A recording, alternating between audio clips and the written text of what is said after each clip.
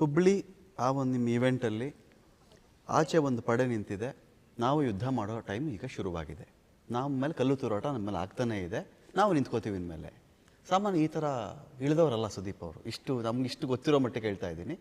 ದರ್ಶನ್ ಫ್ಯಾನ್ಸ್ಗೆ, ದರ್ಶನ್ ಅವ್ರ ಕಡೆಯವ್ರಿಗೆ ನೀವು ಹೇಳಿದ್ದ ಈ ಮಾತು ಎಲ್ಲರ ಹತ್ರ ಹೇಳಿದ್ದೆ ನಾನು. ಹೇಳಿದ್ರೆ ಡೈರೆಕ್ಟಾಗಿ ಹೇಳ್ತೀನಲ್ಲ. ಈಗ ನನಗೆ ಗೊತ್ತಿರೋದು ಒಂದು ಪಡೆ ಅಂತ ಬಂದರೆ ಏನಾಗಿದೆ ಸರ್, ನಾನು ನಲ್ಪಾಡವರು, ರಾಜುಗೌಡರು, ಚಕ್ರವರ್ತಿ ಎಲ್ಲ ಕಾರಲ್ಲಿ ಹೋಗ್ತಾ ಇರ್ತೀವಿ. ನಲ್ಪಾಡಿಗೆ ಒಂದೇನು ಹೇಳಿರ್ತೀನಿ ಒಂಚೂರು ತಿಳ್ಕೊಂಡು ಹೇಳಿ ಅಂತ.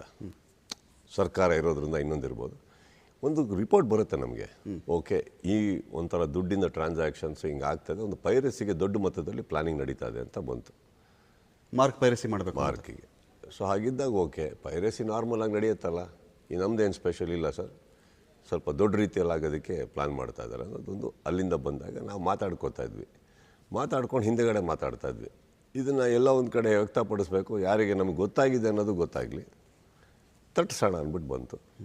ಈ ಮಧ್ಯದಲ್ಲಿ ಇನ್ನೊಬ್ಬರು ಕೇಳಿದ್ರು, ಅಂದರೆ ಮನೆಯಿಂದ ಒಂದು ನಮ್ಮ ಟೀಮಿಂದ ಫೋನ್ ಬಂತು, ಈಗ ಇದಾದ್ಮೇಲೆ ಈ ಪಬ್ಲಿಸಿಟಿ ಇದಾಗುತ್ತಲ್ಲ, ಇದಾದ್ಮೇಲೆ ನೆಕ್ಸ್ಟ್ ಏನು ಅಂತ ಬಂತು ಸರ್. ಓಕೆ, ನಿನಗೆ ಇನ್ನು 2 ದಿನ ಪಬ್ಲಿಸಿಟಿ ಬೇಕಾ, ತಾಳು ಮಾಡ್ತೀನಿ ಅಂದೆ ನಾನು.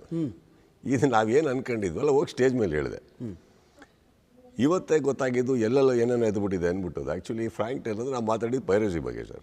ಪೈರಸಿ ಈಸ್ ಅ ಪಡೆ ಸರ್, ಒಂದು ದೊಡ್ಡ ಗುಂಪು ಅದು, and it is a very serious matter, it is not A joke. ನಿಮ್ಮ ವಿರುದ್ಧ ಇರೋದು ಯಾವ ಕಡೆಯವರ ಪಡೆ ಅದು? ಈ ಒಂದು ಆನ್ಸರ್ ನಾವು ಯಾವತ್ತೂ ಕೊಡೋಕ್ಕಾಗಿಲ್ವಲ್ಲ ರಮಕಾಂತ್. ಇದನ್ನು ಸ್ಪಷ್ಟತೆಯಲ್ಲಿ ಹೇಳಬೇಕು ಅಂದರೆ ರೆಡ್ ಹ್ಯಾಂಡೆಡಾಗಿ ನಾವು ಹಿಡಿಬೇಕು. ಲಾಸ್ಟ್ ಇಯರ್ ಒಂದು 2-3 ಜನನ ಹಿಡಿದಿದ್ವಿ, ಕೊಟ್ಟಿದ್ವಿ, ಅದು ಹೊರಗಡೆನೂ ನ್ಯೂಸಲ್ಲೂ ನೀವು. ಯಾರ ಕಡೆಯವರು? Last time I think one of the actors side it was, see let me tell you something, we should never involve the actor into anything. It is the people around who did it, and I don't want to raise anything right now. Okay, what is done is done. ನನಗೆ ಗೊತ್ತಿರೋಂಗೆ ಒಂದು ಕಡೆಯಿಂದ ಬಂದಾಗ ಅದು ವಿಚಾರಗಳು, ಇವಾಗ ಅದು ಆಗ್ತಾಯಿದೆ ಅಂತ ಗೊತ್ತಾದಾಗ, ಈ ಸತಿ ಯಾರ ಕಡೆಯಿಂದ ಆಗ್ತದೆ ನಮಗಿನ್ನೂ ಸ್ಪಷ್ಟತೆ ಇಲ್ಲ, ಬಟ್ ಆಗ್ತಾಯಿದೆ ಅಂತ ಗೊತ್ತು. ಅದ್ರ ಬುಡಕ್ಕೆ ಹೋಗ್ತೀನಿ ನಾನು, ಹೋಗ್ದಂತೂ ಬಿಡೋಲ್ಲ. ಅದು ನಿಮಗೆ ಗೊತ್ತಾಗುತ್ತೆ, ಯಾರು ನಡೀತೀವೋ ಅಲ್ಲಿ ಹೋಗ್ತೀವಿ, ನಿಮಗೂ ಗೊತ್ತಾಗುತ್ತೆ. ಸೊ ನಾನು ಅದ್ರ ಬಗ್ಗೆ ಧ್ವನಿ ಎತ್ತಬೇಕಿತ್ತು, ಎತ್ತದೆ. ಮಿಕ್ಕಿದ್ದು ನನಗೆ ಗೊತ್ತೇ ಇಲ್ಲ. ಈಗ ಅವ್ರು ಹೇಳಿದ್ರು, ಯಾರೋ ಮಾತಾಡಿದ್ರು ಹಾಗೆ ಅಂದ್ಬಿಟ್ಟು, ಇವಾಗ see for example without you asking I will tell you sir, ಯಾರೇ ಮಾತಾಡಿದ್ರು ನಮ್ಮ ಹೆಸರು ತೊಗೊಂಡಿದ್ರೆ ನಾನು ಅದಕ್ಕೆ ಉತ್ತರ ಕೊಡಬಲ್ಲೆ. ನಮ್ಮ ಹೆಸರು ತೊಗೊಂಡಿಲ್ಲ ಅಂದಾಗ ಅವ್ರ ಪಾಪ ಯಾರ ಬಗ್ಗೆ ಮಾತಾಡಿದಾರೋ ನನಗೆ ಗೊತ್ತಿಲ್ಲ, ನಾನು ಮಾತಾಡೋದು ತಪ್ಪಾಗ್ಬಿಡುತ್ತೆ. ನಾವು ಮಾತಾಡಿದ್ದು ಪೈರಸಿ ಬಗ್ಗೆ ನೀಟಾಗಿ ಹೇಳಿದ್ವಿ, ಅದಕ್ಕೆ ಹೇಳಿದ್ವಿ. ನಾನು ಇನ್ನೊಂದು ಅದರಲ್ಲಿ ಸ್ಪಷ್ಟತೆಗೆ ಹೇಳಿದ್ದೀನಿ, 25ಕ್ಕೆ ಒಂದು ಬರುತ್ತೆ ಅಂದಮೇಲೆ ಯುದ್ಧಕ್ಕೂ ರೆಡಿ ಆಗಿದ್ದೀನಿ ನಾವು ಅಂತ. ಕರೆಕ್ಟಾ? ಇದು ನಾನು ಅದನ್ನು ಕರೆಕ್ಟಾಗಿ ನೀಟಾಗಿ ಹೇಳಿದ್ದೀನಿ. ನಾನು ಪೈಲ್ವಾನಿಂದ ಸೈಲೆಂಟ್ ಆಗಿದ್ದೀನಿ. ಪೈರಸಿ ಬಂದಾಗಿಂದನೂ ಏನಾದರೂ ಆಯ್ತು, ಹೋಗ್ಲಿ ಬಿಡಿ ಆ ಹೋಗಲಿ ಬಿಡಿ ಅನ್ನೋದೇ ವೀಕ್ನೆಸ್ಸಾಗಿ ಕಾಣಿಸ್ತಾ ಇದೆ. ನನಗೆ ಅರ್ಥ ಆಗಿಲ್ಲ. ಹಾಗಂತ ಏನೋ ಗನ್ ಹಿಡ್ಕೊಂಡು ಹಿಡಿತಾ ಇಲ್ಲ. ಏನು ರೆಡಿ ಮಾಡಬೇಕು ಲೀಗಲಿ ನಾನು ಮಾಡ್ತೀನಿ, ಯಾರ ಮೇಲೆ ಹೋಗ್ಬೇಕು ನಾನು ಹೋಗ್ತೀನಿ. ಹಿಡ್ದಂಗೂ ಈ ಸತಿ ಮರ್ಸಿಲೆಸ್ ಪನಿಷ್ಮೆಂಟ್ಸಿಗೂ ನಾವು ರೆಡಿ ಮಾಡ್ತೀವಿ ಸರ್. ಇಷ್ಟಂತೂ ನನ್ನ ಸಿನಿಮಾ ಪ್ರೊಟೆಕ್ಷನ್ ರೆಡಿ ಇದೆ ಇದಕ್ಕೆ. ಪಡೆ ಅಂದರೆ ಸರ್ ಹೌದು ಸರ್, ಈಗ ನಾವೊಂದು ಟೀಮ್ ಸೆಟ್ ಮಾಡ್ತೀವಿ, ದೊಡ್ಡ ಮಟ್ಟಕ್ಕೆ ಮಾಡ್ತೀವಿ. ಆ್ಯಂಡ್ ಏನಾಗಿದೆ, ಇವಾಗ ನಾವು ಯಾರನ್ನೇ ಹಿಡಿದ್ರು ಸರ್ ಅದು ನಿಮ್ಮ ತನಕ ಬಂದೇ ಬರುತ್ತೆ. ಕರೆಕ್ಟ್? ನಾನು ಹೇಳೋದು ಗೊತ್ತಾಗಲಿಲ್ಲ. ಲಾಸ್ಟ್ ಟೈಮು ನಾವು ಒಂದು ಮರ್ಸಿಫುಲ್ಲಾಗಿ ಹೋಗಿದ್ದು, ಆಯಿತು ಬಿಡಿ. ಬಟ್ ಈ ಸತಿ ಆ ದೊಡ್ಡ ಮಟ್ಟಕ್ಕೆ ಪ್ಲಾನ್ ಮಾಡ್ತಾ ಇದ್ದಾರೆ ಅಂತ ಬಂದಾಗ ನಾವು ಇಳಿಲೇಬೇಕಾಗುತ್ತಲ್ಲ. ಎಷ್ಟು ದೊಡ್ಡ ಮಟ್ಟದ ಪ್ಲಾನ್ ಅಂದರೆ ಯಾವ ಥರ? ದೊಡ್ಡದೇ ಮೂವಿಗೆ ಡಿಸ್ಟರ್ಬ್ ಮಾಡಬೇಕು, ನಿಮ್ಮ ಮೂವಿಗೆ ಪೈರಸಿಲ್ ಸಿಗುವಂತ ಆಗಬೇಕು. ಈಗ let me tell you sir, let me dilute it. I don't want to get into this. ನಾನು ಇದ್ರ ಬಗ್ಗೆ ಮಾತಾಡೋಕ್ಕೆ ಹೋಗಲ್ಲ. ಕಾರಣ ಏನಂತಂದ್ರೆ ನಾನು ಏನು ಮಾಡ್ತಾ ಇದ್ದೀನಿ ನಾನು ಹೇಳೋಕ್ಕೆ ಹೋಗಲ್ಲ. ಓಕೆ, ತಪ್ಪಾಗುತ್ತೆ. ಅದು ನನ್ನ ಪಾಡಿಗೆ ನನಗೆ ಬಿಟ್ಬಿಡಿ. ಕಾರಣ ಏನಂದ್ರೆ ಏನು ಮಾಡಬೇಕು ನಾನು ಮಾಡಬೇಕು ಅಂದರೆ ನಾನು ಅದ್ರ ಬಗ್ಗೆ ಮಾಹಿತಿ ಕೊಡ್ಕೊಂಡು ಕೂರೋಕ್ಕಾಗಲ್ಲ. ಇಂಥವ್ರು ಅಂತ ಅವ್ರನ್ನ ಮಲಗಿದವ್ರನ್ನ ಎಬ್ಸೋಕ್ಕಾಗಲ್ಲ. ಇಲ್ಲಿ ಇನ್ನೊಂದು ಏನಂದರೆ, ಸೆಕೆಂಡ್ಲಿ ಇನ್ನೊಂದು, ಯಾರೋ ಸ್ಟೇಟ್ಮೆಂಟ್ ಕೊಟ್ಟಿದ್ದಕ್ಕೆ ನಾನು ಉತ್ತರ ಕೊಡೋಕ್ಕಾಗಲ್ಲ ರಮಕಾಂತ್ ಅವರೇ. ಫಸ್ಟ್ ಆಫ್ ಆಲ್ ನಮ್ಮ ಎಜೆಂಡಾದಲ್ಲೇ ಇಲ್ಲ. You started first. ಎಸ್, ಈಗ ಓಕೆ, ನಾನು ಎಲ್ಲೋ ಇದ್ದೀನಿ, ನಿಮ್ಮ ಬಗ್ಗೆ ಅಂತ ನೀವು ಯಾಕೆ ಅನ್ಕೋತಾ ಇದ್ದೀರಿ? ಈಗ ಇಲ್ಲಿಂದ 1 ನಿಮಿಷ ರಮಕಾಂತ್ ಬರ್ತೀನಿ ಅಂತ ಆ ಬಾಗಿಲಿಂದ ಹೊರಗಡೆ ಹೋಗ್ತೀನಿ. ನಾನು ಯಾವುದೋ ಒಬ್ಬರ ಬಗ್ಗೆ ಮಾತಾಡ್ತಾ ಇದ್ದೀನಿ ಅನ್ಕೊಳ್ಳೋಣ, ಬರೋಷ್ಟರೊಳಗೆ ಇಲ್ಲ ನನ್ನ ಬಗ್ಗೆನೇ ಅಂತ ನೀವು ಅಂದರೆ ನಾನೇನು ಮಾಡ್ಬೇಕು ಹೇಳಿ? ನಾನು ವಾಪಸ್ ನಿಮ್ಮದೇ ನಾನು ಏನು ಮಾಡ್ಬೇಕು ಹೇಳಿ? ನಾನು ಇದಕ್ಕೆ ಉತ್ತರ ಕೊಡ್ಕೊಳ್ಳೋಕ್ಕೆ I am not to small like that to talk about all that. Secondly ಹೇಮ್ ಔಟ್. ಸೆಕೆಂಡ್ಲಿ ಎನಿ ಟೈಮ್ ಇವಾಗ ಇದಕ್ಕೆ ಉತ್ತರ ಕೊಡಬೇಕು ಅಂದರೆ, ನಾನು ಯಾರದೇ ಬಗ್ಗೆ ಬಂದಾಗ ಇವತ್ತವರೆಗೆ ನಾನು ಯಾರ ಬಗ್ಗೆ ಕೆಟ್ಟದಾಗ ಮಾತಾಡಿಲ್ಲ. ಯಾವ ಸಂದರ್ಭದಲ್ಲೂ ಯಾರನ್ನ ಕೆಳಗಾಕಿಲ್ಲ, ಯಾವ ಸಂದರ್ಭ. ಆ್ಯಂಡ್ ಇದೆಲ್ಲ ನಾನು ಮಾತಾಡ್ತಾ ಕೂತ್ರೆ ನನ್ನ ಬಗ್ಗೆ ನನಗೆ ಇದು ಅನಿಸುತ್ತೆ. ಯಾಕಂದರೆ ಆ ಮಟ್ಟದಲ್ಲೂ ಇಲ್ಲ ನಾನು ಎಲ್ರಿಗೂ ಕನ್ವಿನ್ಸ್ ಮಾಡ್ಕೊಂಡು ಕೂತ್ಕೊಳ್ಳೋಷ್ಟು. ನನಗೆ ಗೊತ್ತಿರೋದೇನೆಂದ್ರೆ, ನಂದೊಂದು ಸಿನಿಮಾ ನನಗೆ ಕಾಪಾಡ್ಕೋಬೇಕು. ನಾನು ಅಲ್ಲಿದ್ದೀನಿ. ಈಗ ನಾನು ಎಲ್ಗೋ ಹೇಳ್ತಾ ಇದ್ದೀನಿ, ಚಿತ್ರರಂಗದಲ್ಲಿ ಎಷ್ಟು ಜನ ಇದ್ದಾರೆ, ಎಲ್ಲರೂ ಹಿಂಗೆ ರಿಯಾಕ್ಟ್ ಮಾಡಿದ್ರಾ? ನೀವು ಹೇಳಿ. ಈಗ ನಾನು ಹೇಳಿದ್ದು ಆ ಮಟ್ಟಿಗೆ ಇಂಡೈರೆಕ್ಟ್ ಹಾಕಂದರೆ ಯಾರ್ಯಾರು ಮಾಡಬೇಕಿದ್ದಾರೆ. ನಾನು ಒಂದು ಇವಾಗ ಎಲ್ಲರೂ ಯಾಕೆ ಸೈಲೆಂಟ್ ಆಗಿರ್ತಾರೆ ಅಂದರೆ ಎಲ್ಲರೂ ಚೆನ್ನಾಗಿದ್ದೀವಿ ನಾವು. ಗೊತ್ತಾಯ್ತಾ ನಿಮಗೆ? ಒಬ್ಬ ವ್ಯಕ್ತಿನ ಒಂದ್ಸತಿ ಅರ್ಥ ಮಾಡ್ಕೊಬೇಕು, ಪದೇ ಪದೇ ಅರ್ಥ ಮಾಡ್ಕೊಳಕ್ಕಾಗಲ್ಲ. ನೀವು ಯಾರ ವ್ಯಕ್ತಿ? ನಾನೇ. ಓಕೆ.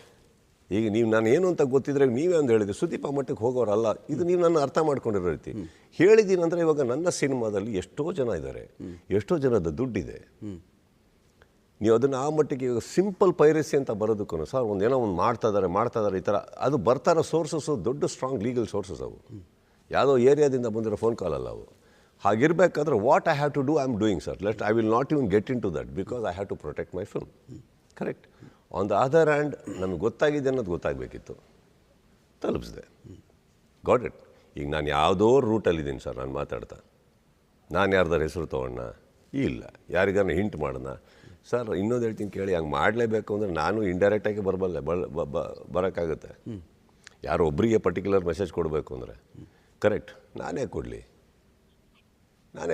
ನಾನು ಕೊಡಬೇಕಾಗಿರೋ ವ್ಯಕ್ತಿಗಳು ನಾನು ಅದು ಒಂದು ಇಲ್ಲಿಂದ ನಿಂತ್ಕೊಂಡು ಸೌಂಡ್ ಮಾಡುತ್ತೆ ಅಂತಂದರೆ ಬಿಕಾಸ್ ಅದೆಲ್ಲ ನೀವು ಮಾಡ್ತಾ ಇರೋರಿಗೆ ರೆಡಿ ಇರಿ. ನೀವು ಪೈರಸಿ ಮಾಡೋಕ್ಕೆ ಕೊಟ್ಟಿದ್ದೀರಲ್ವ, ಮಾಡಿ. ಕರೆಕ್ಟ್. ಇವಾಗ ಸ್ಪೆಸಿಫಿಕಲಿ ನಾನೇನು ಹೇಳೋಕ್ಕೆ ಹೋಗಲಿಲ್ಲ because I had my own restrictions and limitations. ನಾನು ಮಾತಾಡಿದ್ದೀನಿ. ಇದ್ರ ಮೇಲೆ ನನಗೆ ಇದೆಲ್ಲ ನಿಂಗೆ ತಮಾಷೆ ಅನ್ನಿಸ್ತಾ ಇದೆ. ಬಿಕಾಸ್ ಯಾರ್ಯಾರು ಈಗ ಎದುರುಗಡೆ ಯಾರಾದರೂ ಮಾತಾಡಿದಾಗ ಸರ್ ನನ್ನ ಹೆಸರು ತೊಗೊಂಡ್ರೆ ಅವತ್ತು ವೇದಿಕೆ ಮೇಲೆ ನಲ್ಪಾಡು ನಾನು ಇವರೇ ಕಾರಲ್ಲಿದ್ದರಿಂದ ಅವ್ರು ಮಾತಾಡಿದ್ವಿ. ನಮ್ಮ 3 ಜನದ ಹೆಸರು ತೊಗೊಂಡ್ರೆ 3 ಜನನೂ ಉತ್ತರ ಕೊಡ್ತೀವಲ್ಲ. ಹಂಗೇನಿದೆ ಸರ್, ಕ್ಲಾರಿಫಿಕೇಷನ್ ಕೊಡೋಣ, ಉತ್ತರನೂ ಕೊಡೋಣ.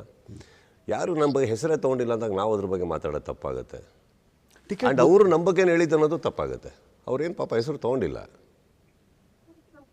ನಾನು ಅದು ಹೋದ ಇಂಟರ್ವ್ಯೂಲ್ಲಿ ಕೂತ್ಕೊಂಡಾಗ ಅವ್ರು ಹೇಳಿದ್ರು ಅವ್ರ ಪಾಪ ಅವ್ರ ಹೆಸರೇ ತೊಗೊಂಡಿಲ್ವಲ್ಲ ನಮ್ಮದು. ಅವರು ಪಾಪ ಯಾರನ್ನ ಹಿಡ್ಕೊಂಡು ತಲೆಯಲ್ಲಿ ಹೇಳಿದಾರೋ ಗೊತ್ತಿಲ್ಲ.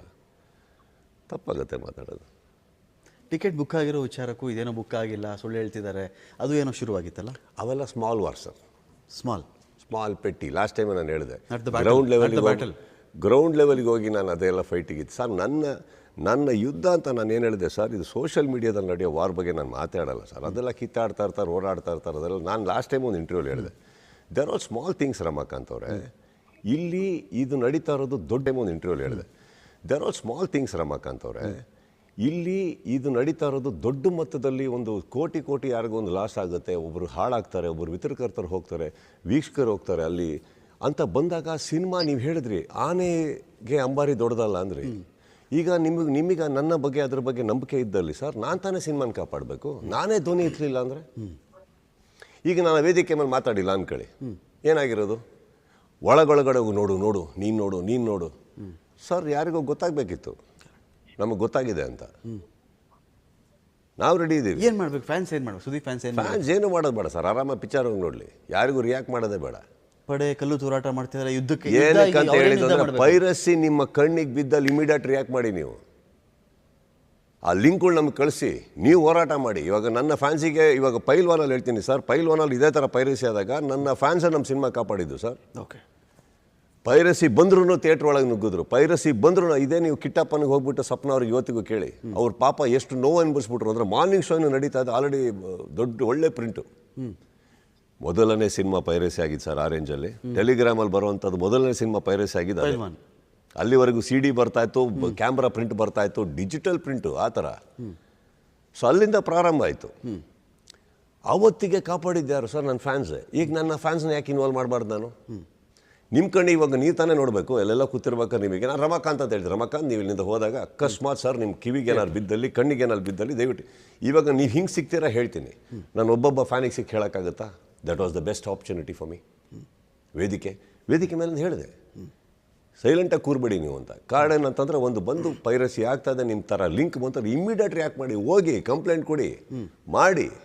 ಯಾವುದ್ರ ಬಗ್ಗೆ ಮಾಡಬೇಕು ಅದ್ರ ಬಗ್ಗೆ ಬರುತ್ತೆ, ರಿಸಲ್ಟ್ ಬರಲಿ. ಆ್ಯಂಡ್ ಇದು ಒಂದಕ್ಕಲ್ಲ ಸರ್, ಏನಾಗುತ್ತೆ ಎಲ್ಲ ಸಿನಿಮಾಗೂ ಹೆಲ್ಪ್ ಆಗಬೇಕಿದು. ಓಕೆ. ಹೋರಾಟ ನಾನು ಒಬ್ಬಂದೇ ಅಲ್ವಲ್ಲ, ನನಗೆ ಸ್ವಲ್ಪ ದೊಡ್ಡ ಮಟ್ಟಕ್ಕೆ ಆಗ್ತದೆ, ಬಟ್ ಎಲ್ರದ್ದು ಆಗಲಿ ಅದು. ಆ್ಯಂಡ್ ನಾನು ಇದು ಒಳ್ಳೆ ನನ್ನ ವೇದಿಕೆಯಲ್ಲಿ ಮಾತಾಡಿದೆ, ಪಕ್ಕದ ವೇದಿಕೆಲ್ಲ ಮಾತಾಡಲಿ. ನಾನು ನನ್ನ ವೇದಿಕೆಯಲ್ಲಿ ಹೇಳ್ತಾ ಇದ್ದೀನಿ. ಆ್ಯಂಡ್ ಇನ್ನೊಂದು ಮರಿಬೇಡಿ, ನಾನು ಹೇಳ್ಬೇಕಾದ್ರೆ ಅಲ್ಲಿ ಕ್ಯಾಮ್ರಾ ಇದೆ, ಎಲ್ಲರೂ ನೋಡ್ತಾರೆ ಅಂತ ಗೊತ್ತಿಲ್ವ ನನಗೆ? ಬಚ್ಚಿಟ್ಕೊಂಡು ಹೇಳಿದ್ನ? ಈಗ ನಾನು ಎಲ್ಲೋ ಬಚ್ಚಿಟ್ಕೊಂಡು ಹೇಳ್ಬಿಟ್ಟು ಅಲ್ಲಿಂದ ಎಲ್ಲೋ ಬಾತ್ರೂಮಿಂದ ತೆಗೆದುಬಿಟ್ಟು ರೂಮಿಂದ ತೆಗೆದುಬಿಟ್ಟು ಹಾಕಿದ್ರೆ ಒಪ್ತೀನಿ. ನಾನು ವೇದಿಕೆ ಮೇಲೆ ಹೇಳಿದ್ದೀನಿ sir, I am here for 30 years. ನನಗಷ್ಟು ಗೊತ್ತಿಲ್ಲ ಕ್ಯಾಮ್ರಾ ಸೆರೆ ಹಿಡಿತಾರೆ ಇನ್ನೊಂದು ಆಗ್ತಾರೆ ಅಂತ.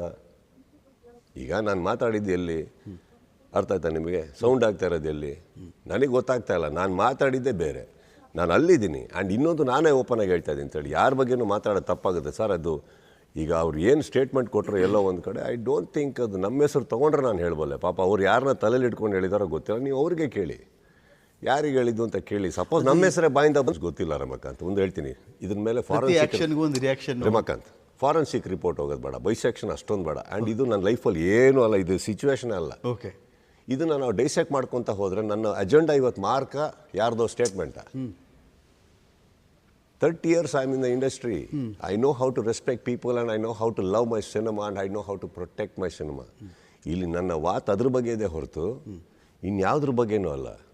ನನ್ನ ಮಾತಲ್ಲಿ ಏನಾದ್ರು ಸ್ಪೆಸಿಫಿಕ್ ಆಗಿ ಯಾರ್ದಾರು ಹೆಸರಿದ್ದು ಇನ್ನೊಂದಿದ್ರೆ ಮಾತಾಡೋಣ.